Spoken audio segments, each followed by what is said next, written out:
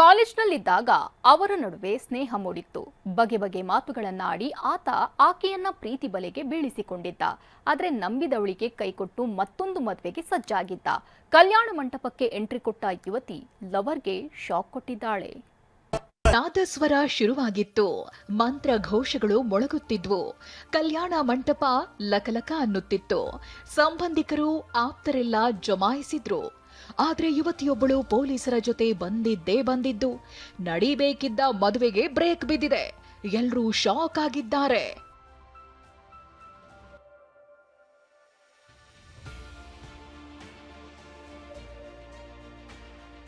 ಪ್ರೀತಿಸಿ ವಂಚನೆ ಆರೋಪ, ಯುವತಿ ಕಣ್ಣೀರು. ಕಲ್ಯಾಣ ಮಂಟಪಕ್ಕೆ ಬಂದ ಯುವತಿ, ಮದುವೆ ರದ್ದು.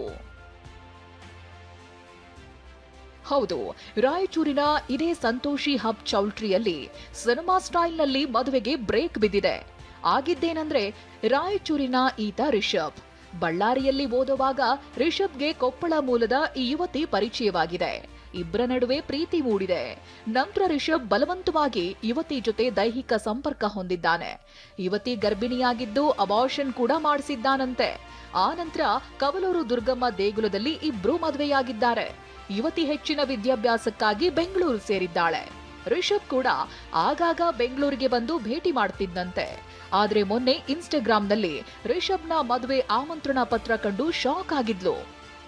ಬೇರೆ ಕ್ಯಾಸ್ಟ್ ಆಗಿರೋದ್ರಿಂದ ನಮ್ಮ ತಂದೆ ತಾಯಿನ ಒಪ್ಪಿಸ್ತೀನಂತ ಹೇಳಿನೇ ನಮ್ಮ ಮಗಳಿಗೆ ಇವತ್ತು ನಾಳೆ ಅಂತ ಹೇಳಿ ಫೋನಲ್ಲಿ ಹೇಳ್ತಾ ಅದು ಎಲ್ಲ ರೀತಿಯಿಂದನೂ ಲೈಂಗಿಕ ದೌರ್ಜನ್ಯ ಆಗಿದೆ ಅವಳಿಗೆ. ಈಗ ಅವಳಿಗೆ ಗಂಡನೇ ಬೇಕು ಅಂತ ಹೇಳಿ ಈಗ ಅವಳು ಹೇಳ್ತಿದ್ದಾಳೆ.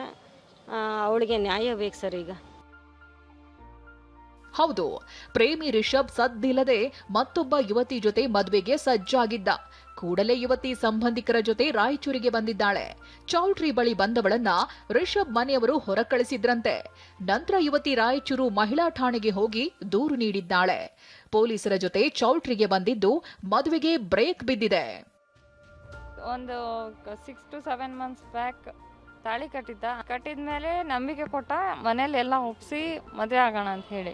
ಸ್ವಲ್ಪ ದಿನದಿಂದ ಫೋನ್ ಇಲ್ಲ, ವಾಟ್ಸಪ್ ಇಲ್ಲ, ಏನೂ ಇಲ್ಲ. ಸೊ ಕಮ್ಯುನಿಕೇಷನ್ ಇಲ್ಲ, ಏನೂ ಇಲ್ಲ. ಸೊ ಹಾಗಾಗಿ ನಾನು ಡೈರೆಕ್ಟಾಗಿ ವುಮೆನ್ ಪೊಲೀಸ್ ಸ್ಟೇಷನಿಗೆ ಬಂದಿದ್ದೀನಿ. ನ್ಯಾಯ ಕೊಡಿಸ್ರಿ ಅಂಥೇಳಿ, ನನಗೆ ಅವನೇ ಬೇಕು ಅಂತೇಳಿ ಕೇಳ್ತಾ ಇರೋದು.